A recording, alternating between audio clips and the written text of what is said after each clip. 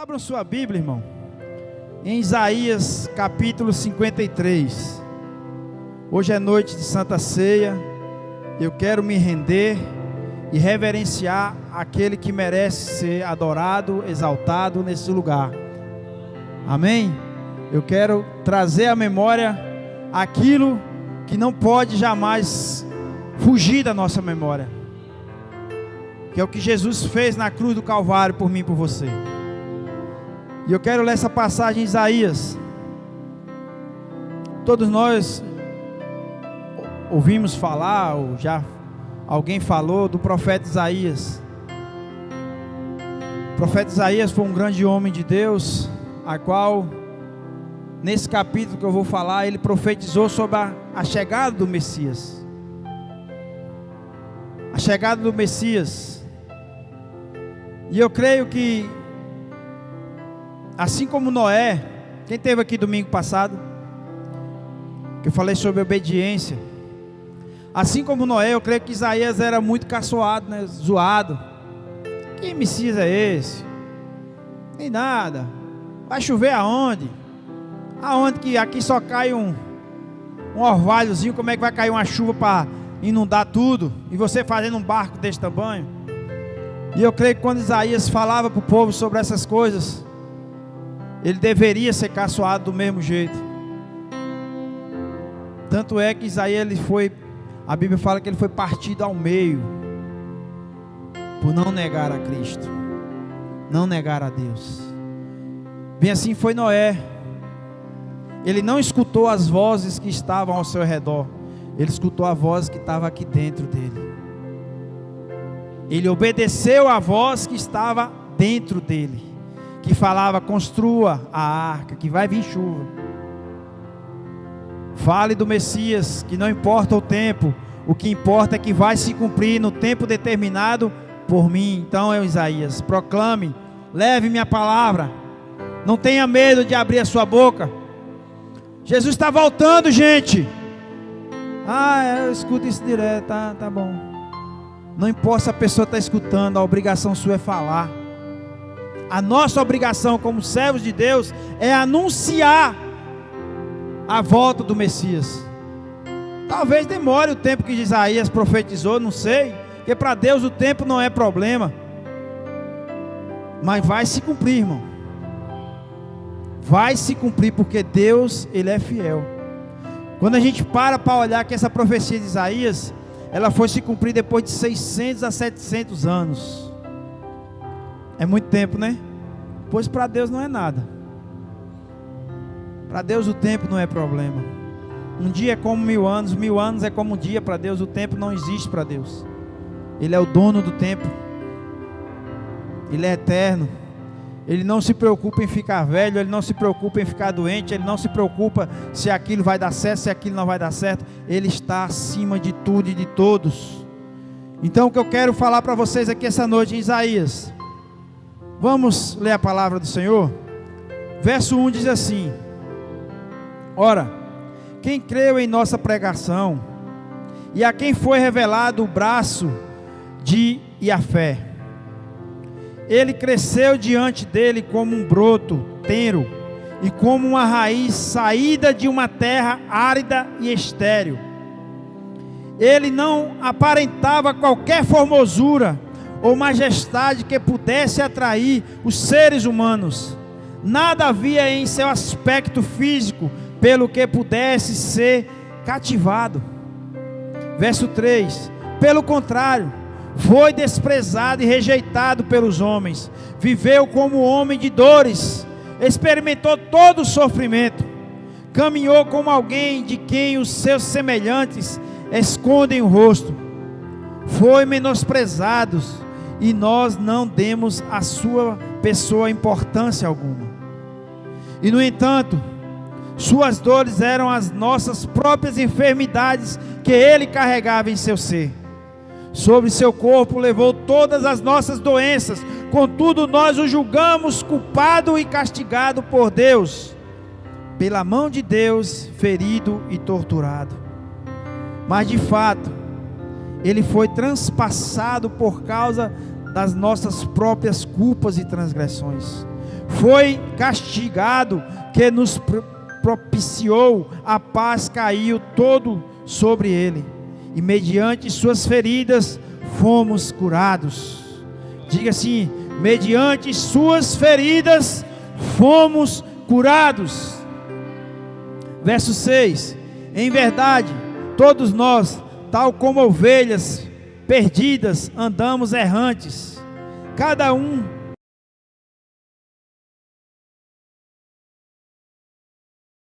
cair sobre ele a iniquidade de todos nós.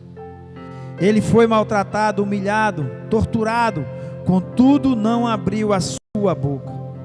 Agiu como um cordeiro levado ao matadouro, como uma ovelha que permanece muda na presença de seus tosqueadores. Ele nos expressou, ele não expressou nenhuma palavra. Verso 8: por intermédio de julgamento tirano, ele foi preso. E quem pôde falar dos seus descendentes? Pois ele foi ceifado da terra dos viventes. Por causa dos erros do meu povo, ele foi golpeado. Deram-lhe uma sepultura como os ímpios, e ficou com o rico na sua morte. Embora jamais tivesse cometido injustiça, nem houvesse qualquer engano ou inverdade em sua boca, contudo foi do propósito de Deus torturá-lo e fazê-lo passar por toda a dor. E embora o Senhor o tenha feito como oferta pelo pecado da humanidade, ele verá a sua posteridade, prolongará os seus dias para sempre, e a vontade de Deus prosperará em suas mãos. Logo depois do sofrimento, ele contemplará o resultado da sua obra e o empenho de sua alma, e ficará satisfeito mediante a sua sabedoria. O meu servo, o justo, justificará a muitos e tomará sobre si mesmo as más obras dos seres humanos. Verso 12: por esse motivo eu lhe darei uma porção generosa entre os grandes, e ele dividirá os despojos entre as multidões, porquanto ele derramou a sua própria vida até a morte, e foi condenado entre os criminosos. Portanto, ele levou sobre si o pecado de muitos, e pelos transgressores intercedeu. Glória a Deus. Curve sua cabeça, vamos orar. Pai, está aí a tua palavra, Senhor. Ela é fiel, Pai amado. Ela é fiel para se cumprir. E nós cremos na tua palavra, no teu poder nesse momento, Pai. Pai amado, nesse momento eu quero te pedir, Pai, abre as comportas do céu a nosso favor aqui nesse momento, Pai, para entendermos, Pai, para buscarmos verdadeiramente o que o Senhor quer falar conosco aqui essa noite. Pai, que cada coração, Pai, venha abrir a sua porta, venha ser um coração de carne e não de pedra, para que o Senhor, Pai amado, venha trabalhar nessa noite, para que pessoas venham receber, Pai amado, do Senhor, a parte do Senhor, Pai amado, a qual está separada para cada um, Pai. Que cada um que veio aqui essa noite, Pai, buscar um milagre, que cada um que veio aqui, Pai amado, buscar algo do Senhor, Pai, não saia de mãos vazias, Pai. Cada um que nos assiste, Pai, receba a porção dobrada, Senhor, receba em seu lar, onde ele estiver nos assistindo nesse momento, que o Senhor venha tocar, Pai amado, em cada coração, Pai, porque nós cremos, Pai, que o Senhor é o Deus onipotente, onipresente, onisciente, Pai, e o Senhor está em todos os lugares, no nome de Jesus, amém?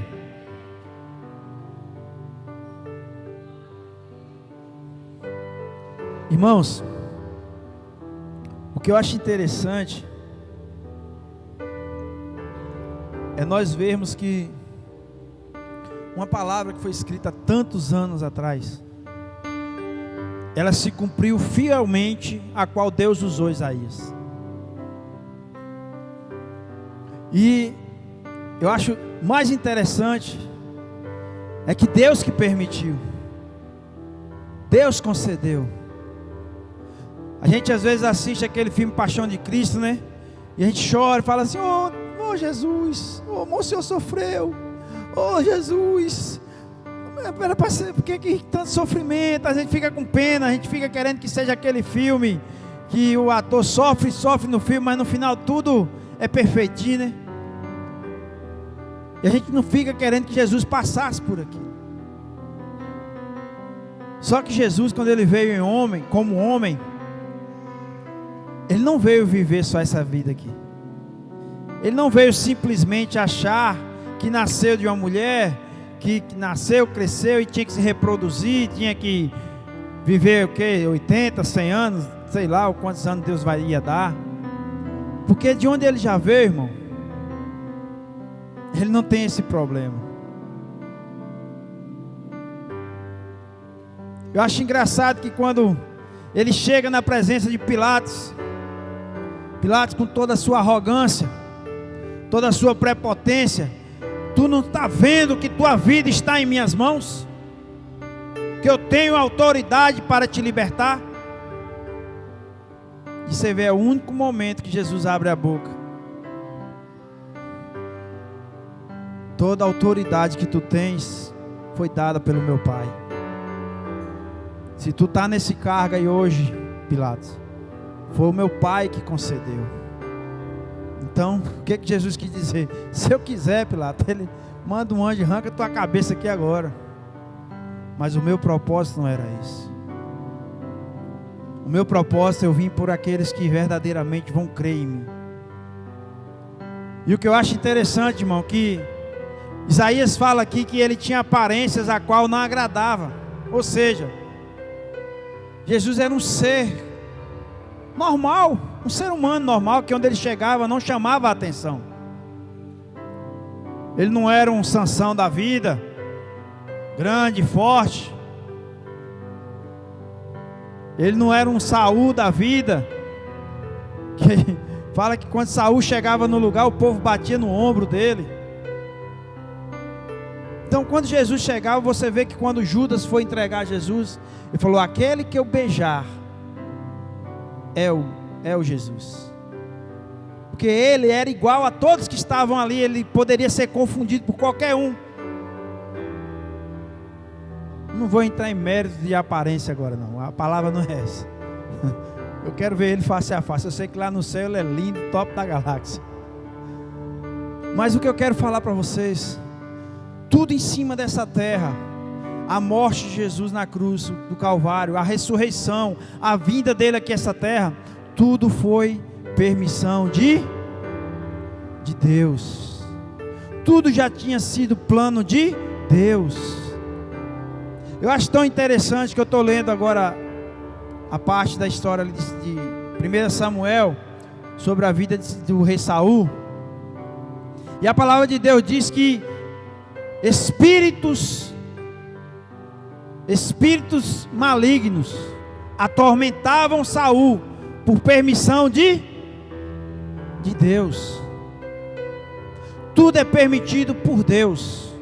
Satanás, ele não tem nenhuma autoridade nem poder se Deus estiver à frente das coisas. Satanás, ele só vai ter poder e autoridade naquilo que você der autoridade e legalidade a ele. Mas se não, tudo é permissão de Deus, irmãos. Tudo é permissão de Deus. E aí quando nós paramos para analisar sobre a vida de Saul, o que é que Saul fez? O que é que Saul se desviou do caminho do Senhor para chegar a esse ponto de ser atormentado? E ele desobedeceu. Eu falei domingo passado sobre isso. Ele desobedeceu a ordem de Deus. Ele fez algo que não agradou ao Senhor. E no mesmo momento, Deus usou Samuel e falou, a partir de hoje, você não é mais rei de Israel. Você não é mais rei de Israel. Mas voltando aqui para o que Jesus estava fazendo aqui através de Isaías. O profeta Isaías, ele viveu uma vida muito precária. Uma vida a qual ele clamava pelo povo de Jerusalém, pelo povo de Israel. E ele foi usado grandemente para profetizar sobre esse Messias. E quando muitos esperavam que ia ser aquele que ia descer como um rei, ia descer como um Davi da vida, que ia libertar o povo, que ia lutar, matar meio mundo de filisteu, seja lá quem fosse, para libertar o povo, ele veio como um filho de carpinteiro. Ele veio trazer a vitória não através de sangue de outras pessoas, mas através do seu próprio sangue. Ele não pensou, ele não voltou atrás ao propósito que Deus tinha feito para que ele viesse aqui na terra. Então Jesus, ele foi para aquela cruz do Calvário, irmão.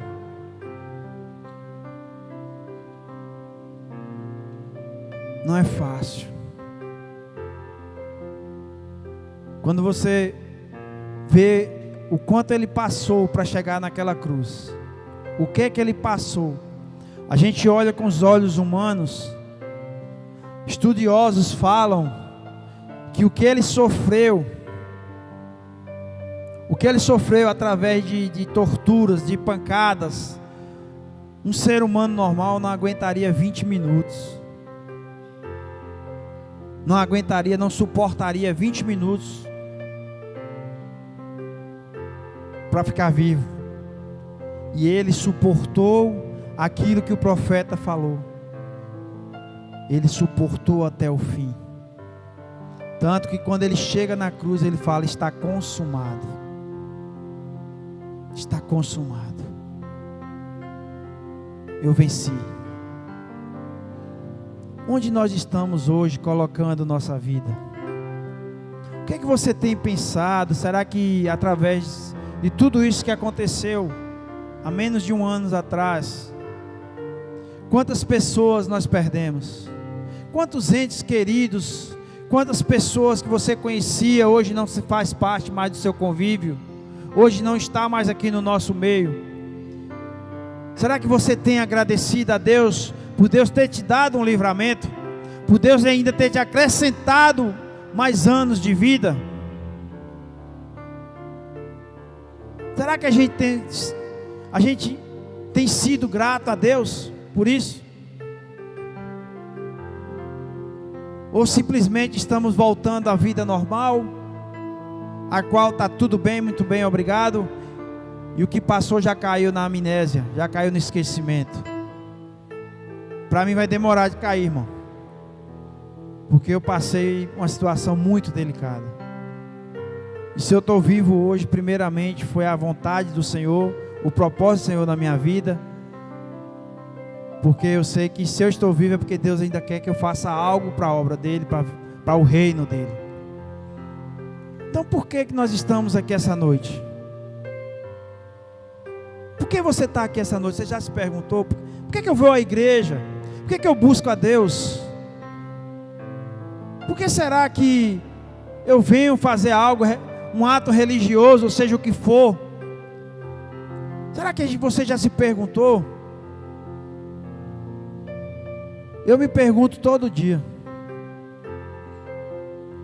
Eu me entrego todo dia. Eu peço a Deus todo dia que Ele me dê cada dia mais entendimento do que é servir a Ele, porque nunca vai estar bom, irmão. Nós temos que melhorar gradativamente, nós temos que buscar a Deus todo dia, dobrar nosso joelho e agradecer a Ele, reconhecer o poder dEle na nossa vida, porque se você não estiver se alimentando, você não estiver buscando fazer isso, você não vai suportar. Eu não vou suportar. É bom demais, né? Você ir num churrasco assim, eita glória, aleluia, comer que encher a barriga. Bem assim temos que ser na presença de Deus. Entrar num quarto e falar assim: Senhor, está na hora do teu churrascão aqui, ó.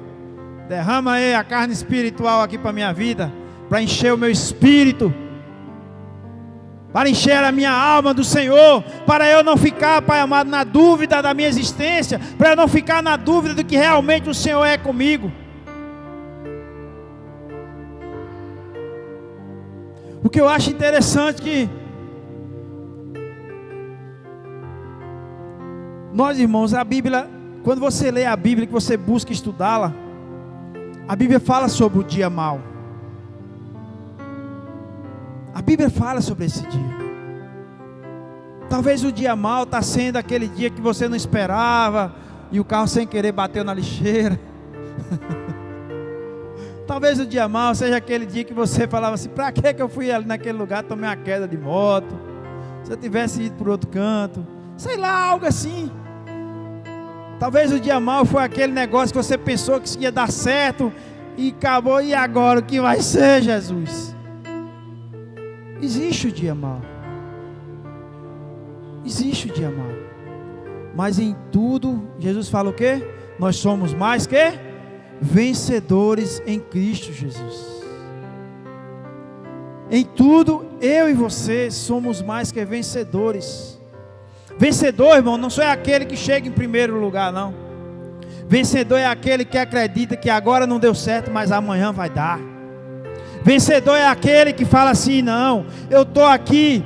Você tira pelo um atleta de Olimpíada, o cara demora 4 anos treinando, 4 anos treinando, se regrando de tudo, de alimentação regrada, treino, aqueles ginastas mesmo. Eu estava olhando no esporte, no canal de esporte, aqueles caras treinam 7 horas por dia, não é 7 minutos, não é 7 horas, se dedicando àquilo para chegar lá, em poucos segundos, ser decidido algo que ele se preparou 4 anos. E no meio daqueles lá que se disputam, só um vai ser o primeiro. Mas ele já é mais que vencedor, irmão.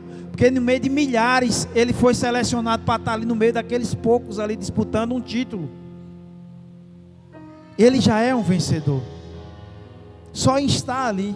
Então só em você chegar aqui, só em você ter força de sair da sua casa, chegar aqui na casa do Senhor, de ligar um celular, assistir uma live, de você buscar isso aí, você já é vencedor. Não importa o que você está vivendo, o que importa é que você já é vencedor em Cristo Jesus. Porque Deus te deu força de chegar aqui. É Deus que nos fortalece, é Deus que faz com que nós caminhamos cada dia um passo de cada vez. É o Senhor que faz com que o nosso coração se volte para Ele. É o Senhor que faz com que cada dia mais você respire e fale assim: obrigado, Deus, porque é o Senhor que me deu o fôlego de vida. É o Senhor que está me sustentando em meio a tantas tribulações. É o Senhor que está me sustentando em meio a tantas decepções. É o Senhor, Pai amado, que está me guardando de tanta coisa ruim em cima dessa terra.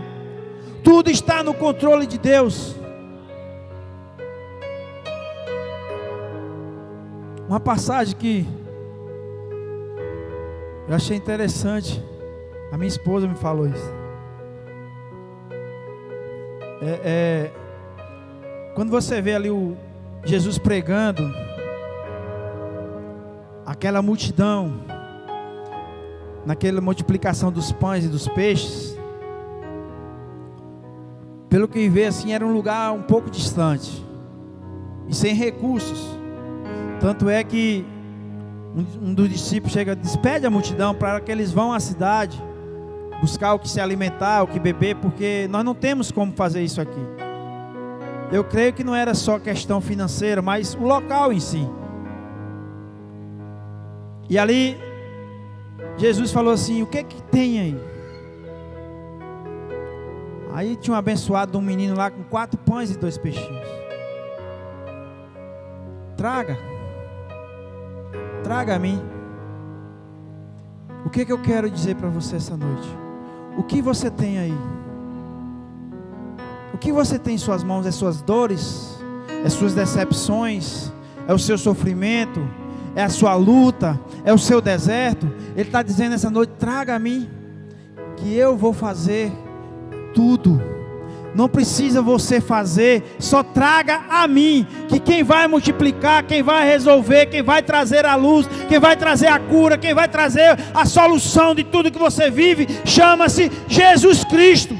É Ele que vai resolver tudo na sua vida. Então essa noite Ele está dizendo: traga a mim, entregue a Ele, mas confie que Ele é capaz de fazer. Ele só quer que você leve a sua presença. Aleluia. Eu acho que vocês não entenderam, irmão. Vocês não entenderam. Tragam a mim. É para vocês levarem a Deus. Entregue a Ele. O que você está sofrendo hoje? Entregue a Ele. Qual o problema que você acha que é impossível para Deus? Entregue a Ele. Qual a situação que você está vivendo, que está achando que não vai dar certo? Entregue a Ele, porque Ele fala: o meu fardo é leve e suave, tragam a mim. E a palavra lhe diz que Ele multiplicou aqueles pães de uma forma tão grande, aqueles peixes que sobraram. Deus vai fazer multiplicar as bênçãos dele na sua vida. Ele vai fazer o seu celeiro encher. Ele vai lhe tirar desse deserto. Ele vai lhe tirar dessas lutas. Não porque merecemos, mas porque Ele é fiel. E Ele fala: traga a mim. Levem a Ele. Pare de carregar esse fardo. A palavra de Deus fala aqui que através das suas feridas Ele levou as nossas doenças, nossas pisaduras, os nossos problemas. Ele já levou naquela cruz do Calvário. Viva além do problema. Faça como as águias, que quando vê uma tempestade, ela vai acima dos problemas, acima da tempestade. A tempestade parou, irmão? Não, mas ela está sobrevoando e olhando para a tempestade assim: vai passar, vai passar, vai passar. As nuvens vão parar de fazer essa tempestade. Vai vir a bonança. Vai vir, Pai amado, os ventos calmos. Vai passar os raios. Vai passar a tempestade. Vai passar tudo aquilo que está atrapalhando a minha vida. Vai passar todos os problemas. Porque eu estou confiando naquele que pode resolver. Eu não estou confiando em homens. Eu não estou confiando em situações. Eu estou confiando no Rei dos Reis, Senhor dos Senhores, o dono de tudo.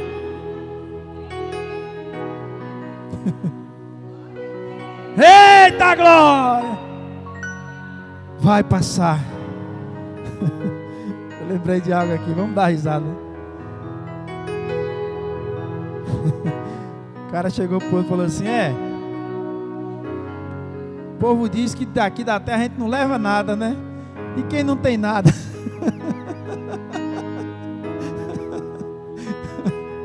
A gente não vai levar nada dessa terra, né? Mas quem já não tem nada? Oh Deus. Irmãos, é fácil você olhar para o seu problema, para olhar para o problema do outro, e às vezes você medir, né?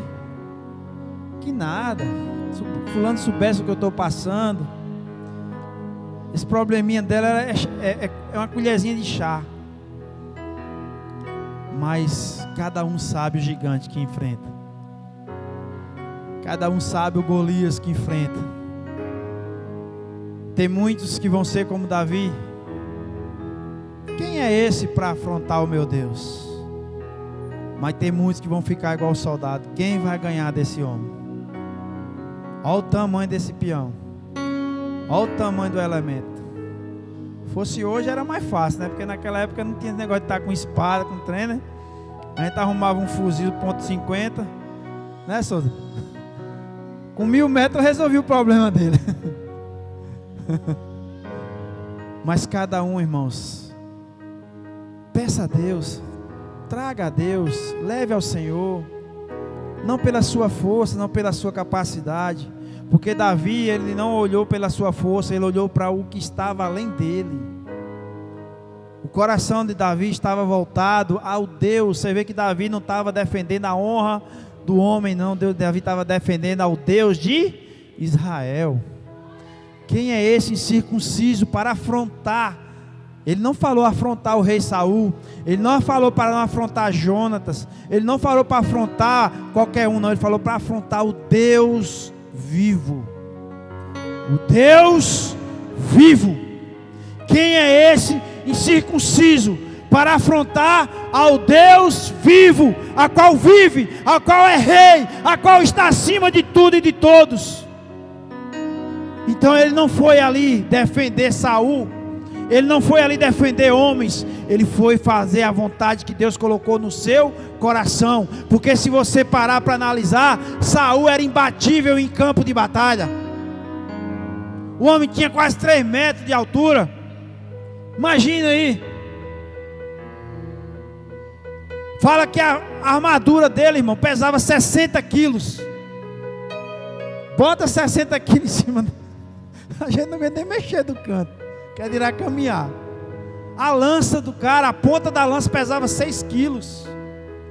Por aí você tira o tamanho que era esse homem. Arnold Schwarzenegger perdia fácil.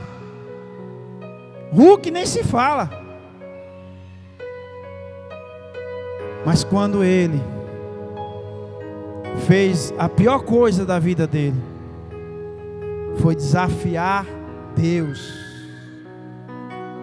Foi quando ele afrontou Deus. Ele dizia que os deuses deles eram mais fortes do que o Deus de Israel. Aí, meu amigo, aí ele comprou uma briga agora para se ferrar. Ele comprou algo a qual ele não poderia combater. E Deus não mandou um guerreiro cheio de espada, brilhante, montado num cavalo, não. Mandou um menininho que quando botou a armadura de Saul, disse que ele não aguentava nem se mover. Ele falou, não, rei, eu não aguento nem me mover com esse trem, não, porque eu não tenho costume com isso. Mas um leão, um urso, quando pegava minha ovelhinha, eu ia atrás dela. Se ele não soltasse, a palavra de Deus fala que ele voava e se embolava com esse bicho e matava a facada, matava, esgolpeava, foi igual alguém fala aqui. Ele não tinha medo de enfrentar, e era vitorioso. Pode deixar que eu só vou com a minha fundazinha e meu bastãozinho. E quando ele chegou na presença de Saul, ele falou assim: por acaso eu sou algum cachorro para você querer me enxotar? Que vem com esse bastão aqui para me tanger. Irmãos, será que essa coragem toda era Davi, que era realmente corajoso? Ele olhar para ele e falou: hoje mesmo, hoje mesmo eu estarei arrancando a sua cabeça para a honra e glória do Deus Altíssimo. Hoje mesmo Deus vai estar tirando a cabeça dos nossos inimigos e dando honra e glória a cada um daqueles que tem buscado fazer a sua vontade, porque não vem de mim mesmo, não vem de você mesmo, mas vem diretamente do trono de Deus para nossas vidas. Então hoje mesmo você vai cair por terra, Satanás, na vida de cada um aqui, porque o Deus de Israel vai te derrubar com a pedrada a qual você nunca esperava que fosse acontecer. Irmãos, você vê que era o único lugar que não tinha proteção de armadura em Golias. Quem sabe o que é uma funda? Alguém sabe? Quem não sabe, levanta a mão. Vou explicar. Você sabe o que é uma baladeira, né? Estilingue. Davi, ele tinha um estilingue sem aquele ganchinho, a qual ele amarrava duas, botava uma pedrinha, pegava com 2 cordinhas, botava no meio e fazia aquele negócio de lançar assim, ó. Lembraram agora que é uma funda? E ele tinha uma prática tão grande que ele espantava os ursos e os leões com isso. Aí ele pegou a prática que ele tinha com a mira de Deus, foi pailona. Golias só aguentou uma. Vai, Golias, meta as caras. Então, irmãos, o que eu quero trazer para vocês aqui essa noite? Levem tudo a Deus. O Senhor Jesus, quando Ele veio como homem, como ser humano, Ele era Deus. Ele estava no trono celestial, Ele estava no reino, e Ele desceu aqui por mim e por você. Então valorize isso, irmão. Valorize a presença de Deus, valorize Deus na sua vida. Não deixe que as coisas desse mundo venham trazer ou tirar a sua atenção, não. Não deixe que a vaidade, as coisas que às vezes parecem ser a coisa melhor do mundo, venha lhe derrubar, não. Confia no Senhor. Descansa nele.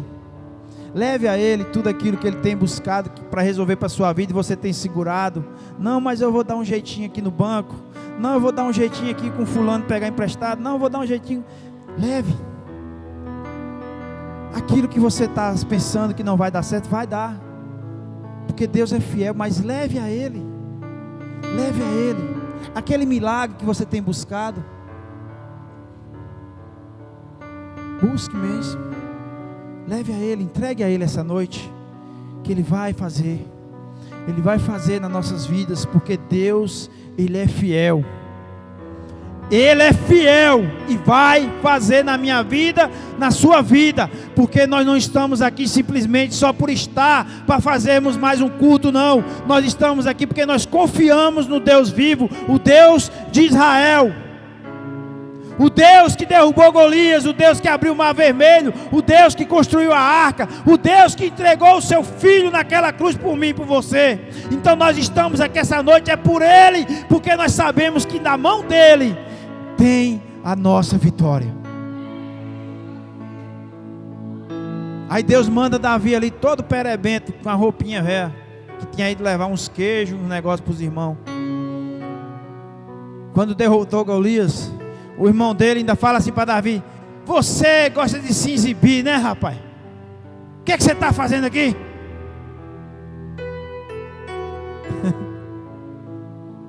Agora, meu irmão, vê se não é a mão poderosa de Deus do início ao fim nessa situação. Chega um garoto, Moisés, botar Moisés, que está todo pocadinho agora, né, irmão?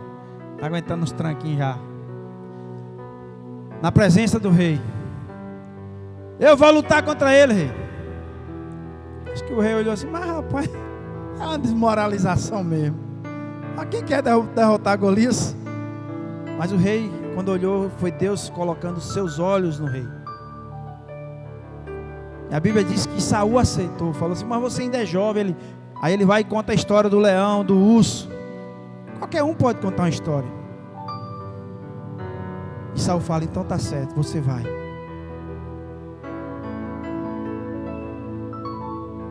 Você vai. Às vezes você está vivendo alguma situação que alguém está olhando assim: quem é você? É um garotinho, cuidador de ovelhas. Quem é você? Mas Deus está dizendo assim: você vai. Você vai, porque quem vai te capacitar, quem vai te dar a glória, quem vai te dar a vitória, não é você mesmo, mas vai ser eu. E quando Davi vai ali, irmãos, eu creio que todo o exército olhando falou: estamos ferrados, vamos ser escravos para o filisteu para o resto da vida. Olha quem Deus mandou, moço. Esse menino, esse rapazinho aí, nem tirou o fedor do leite ainda. Porque Deus, quando Ele quer fazer, e Ele vai fazer, a glória e a honra e a adoração tem que ser dEle. Porque quando Ele usou Davi, todos viram e contemplaram a mão de Deus através de Davi.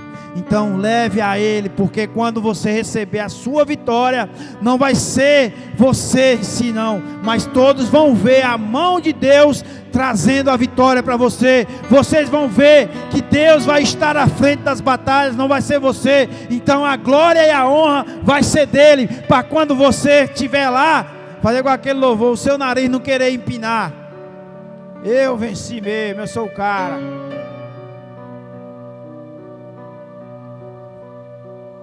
Amém, irmãos?